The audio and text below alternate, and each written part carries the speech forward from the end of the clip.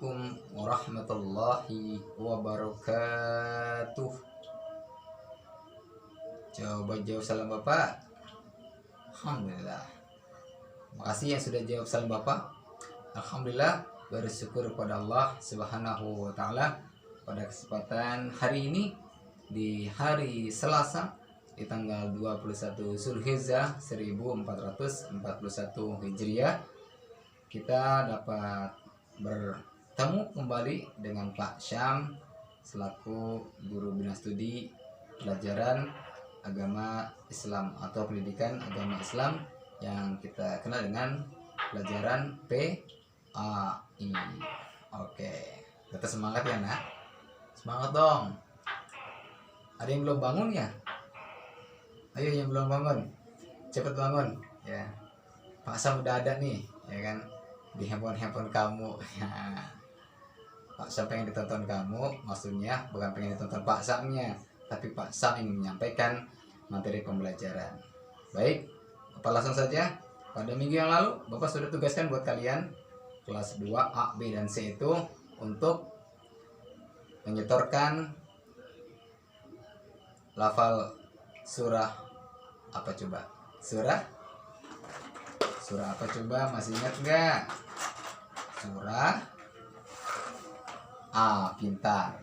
Surah An-Nas.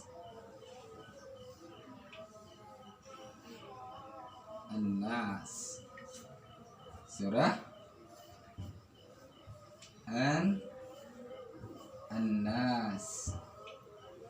Oke, Bapak akan menyampaikan tentang kajian surah An-Nas.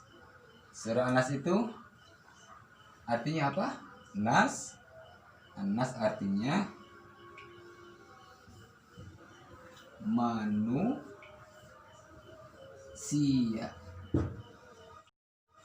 Oke. An-Nas manusia. An-Nas artinya manusia. Oke. Terdiri dari berapa ayat An-Nas itu? An-Nas terdiri dari berapa ayat? Terdiri dari berapa coba? 6 ayat ya, ini pakai angka Arab nih ya. 6 ayat. Di mana An-Nas ini diturunkan? An-Nas diturunkan di kota Makkah. Oke, pintar. Makanya surat An-Nas ini tergolong ke dalam surah namanya surah Makkiyah. Makkiyah.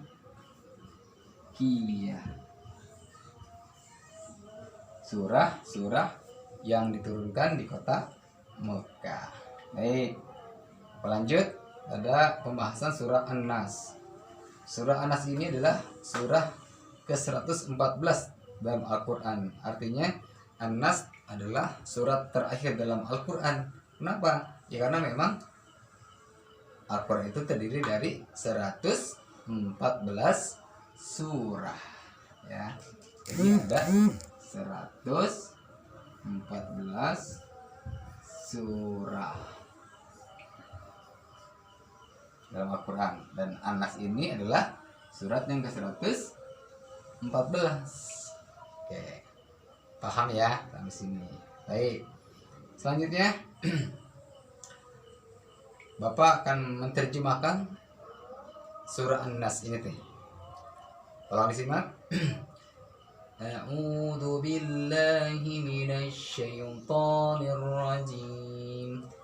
Bismillahirrahmanirrahim.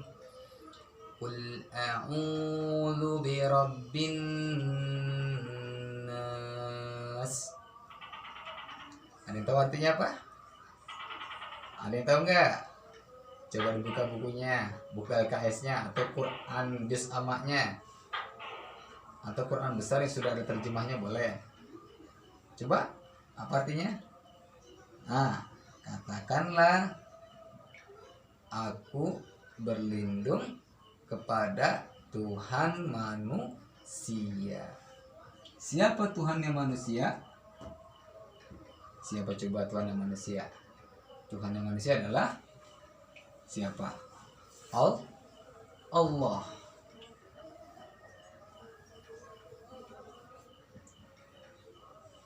Ini Tuhan yang manusia. Maka kita hanya boleh meminta suatu perlindungan kepada zat yang telah menciptakan diri kita. Siapa dia? Yaitu Allah Subhanahu wa Ta'ala. Tidak boleh kita meminta selain perlindungan daripada Allah Subhanahu wa Ta'ala, karena yang lain tidak punya kekuatan apa-apa, tidak punya sesuatu yang dapat membuat kita terhindar dari satu bencana.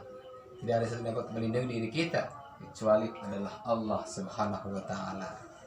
Maka pesannya di ayat yang pertama ini di surat An-Nas, Qul a'udzu birabbin nas, yaitu kita harus berlindung hanya kepada Allah Subhanahu wa Ta'ala. Ayat keduanya, Malikin nas. Apa artinya coba? Malikin nas. Oke, benar.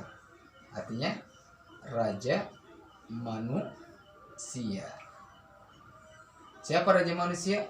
Kembali lagi kepada Allah. Tidak ada raja yang sangat luar biasa besar lagi perkasa kecuali adalah Allah Subhanahu wa Ta'ala, raja dari segala raja. Dialah Allah Subhanahu wa Ta'ala yang memiliki kekuasaan di alam jagat raya. Dia yang mengatur segala-galanya. Dia telah memberikan kita berbagai macam kebutuhan hidup, nafas, makan, kemudian memberikan kita kebutuhan sehari-hari, diberikan air untuk minum, diberikan kaki untuk berjalan, diberikan tangan untuk memegang, diberikan mata untuk melihat, diberikan hidung untuk mencium, diberikan telinga untuk mendengar, diberikan kaki untuk berjalan, dan lain-lain sebagainya. Nikmat Allah yang begitu luar biasa yang Allah berikan kepada kita, maka pantas Dia adalah raja dari segala raja yang maha pemberi lagi maha pengasih. Luar biasa ya. Makanya kita kalau butuh perlindungan, butuh segala sesuatu, yang mintanya kepada Allah Subhanahu wa Ta'ala, bukan kepada yang lain. Kalau kita minta kepada orang tua, boleh nggak? Boleh. Tapi lagi-lagi orang tua hanya sebagai perantara. Apa ya perantara ya? Hanya penyambung ya rahmat Allah, rezeki Allah kepada kita. Gitu. Allah berikan rezekinya, kita minta rezeki, ya Allah, aku minta rezeki. Ya Allah, aku minta sepatu baru. Boleh nggak minta begitu? Boleh. Tapi nanti bukan dari Allah langsung memberikan, melalui perantara orang tua. Nanti dititipin tuh, nih sepatu buat kelas 2 dari ayahnya atau dari bundanya. Padahal itu adalah dari Allah. Kamu minta kepada Allah, Allah kasih ke orang tua kamu, baru dikasih ke kamu. Gitu. Jadi segala sesuatu yang kita dapat dalam kehidupan kita adalah dari Allah Subhanahu wa Ta'ala. Yang ketiga, ilahin nas. Apa artinya coba ilahin nas? Ilahin nas artinya sembahan manusia.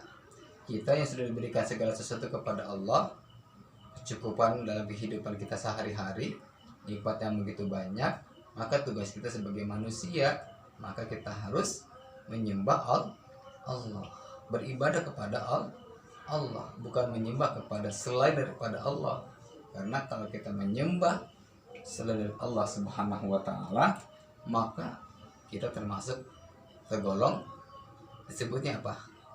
Orang-orang musyrik, orang yang menduakan Allah, yang meyakini kita diberikan rezeki itu umpama dari pohon besar yang ada di sana.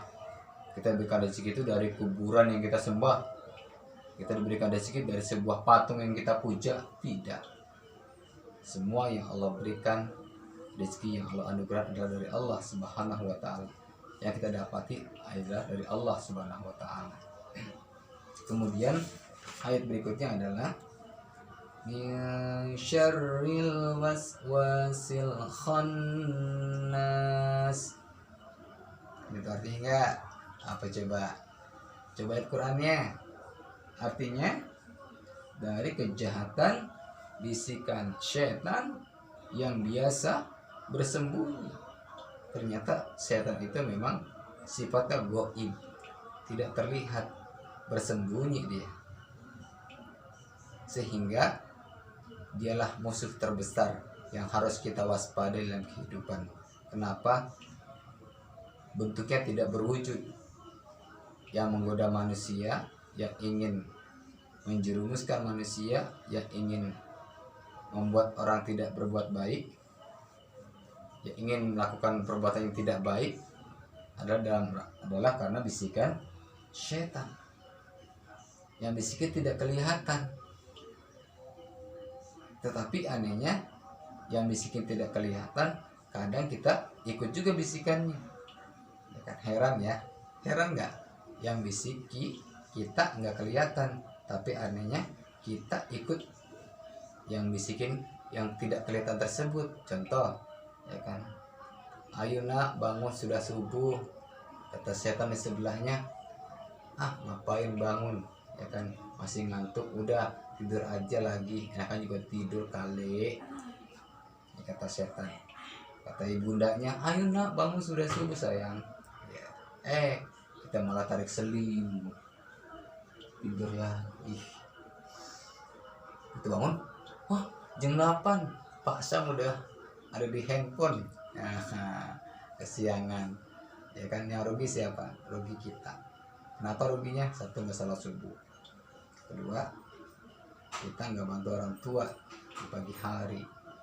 Ketiga, kita termasuk orang-orang yang rugi ketika bangunnya kesiangan. Kata orang dahulu, rezeki kita sudah dipatok ayam. Ya kan, karenanya banyak kerugian tatkala kita nggak bangun subuh tuh, lantaran kita ikutin bisikan setan. Kenapa kita bisa ikut? Ternyata setan itu alladzi yuwaswisu fi sudurin nas, yang membisikkan kejahatan ke dalam dada manusia. Dada kita selalu dibisiki oleh setan. Biar apa? Biar setan itu punya temen. Buat di mana? Buat nanti di neraka. Nauzubillah.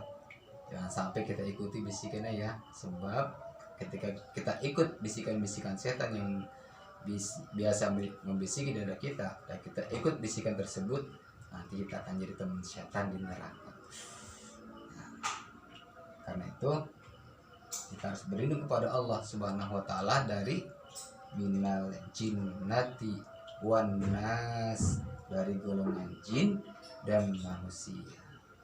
Makanya pesan Bapak, Anas ini sangat luar biasa. Kenapa? Karena Anas adalah salah satu surat yang hendaknya kamu baca tatkala kamu bawa bobo, ya, mau tidur nih nanti malam, ya, biasain tuh duduk kemudian membaca surah Al-Ikhlas, Al-Falaq, kemudian An-Nas, ayat kursi. Baca tuh sebelum tidur. Mudah-mudahan tidur kita dalam rangka penjagaan dari Allah Subhanahu wa taala.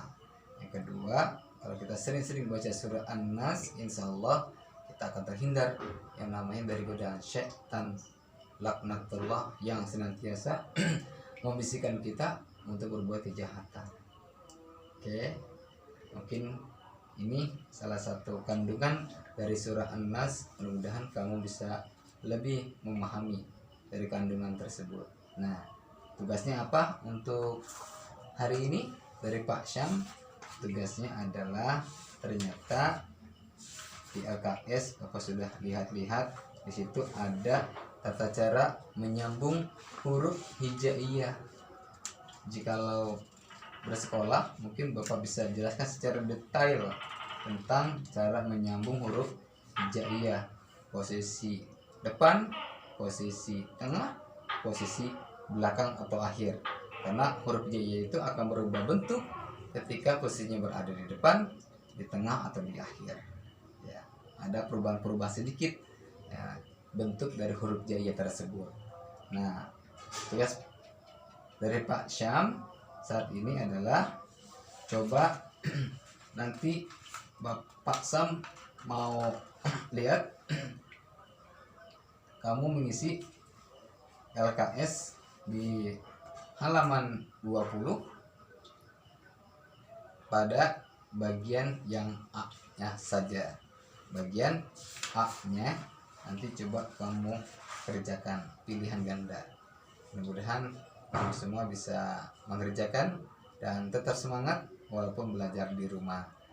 Dan bahwa cukupkan untuk materi pada kesempatan hari ini yang mengkaji tentang surah An-Nas, surah yang luar biasa yang harus kita baca setiap kita ingin berlindung kepada Allah Subhanahu wa taala, terutama ketika malam hari, ketika mau tidur, jangan lupa surah An-Nas ini tolong dibaca. Oke. Mudah-mudahan kita semua tergolong anak yang soleh dan soleha, yang bisa senantiasa berbakti dan mendoakan orang tuanya. Terima kasih atas perhatian anakku sekalian.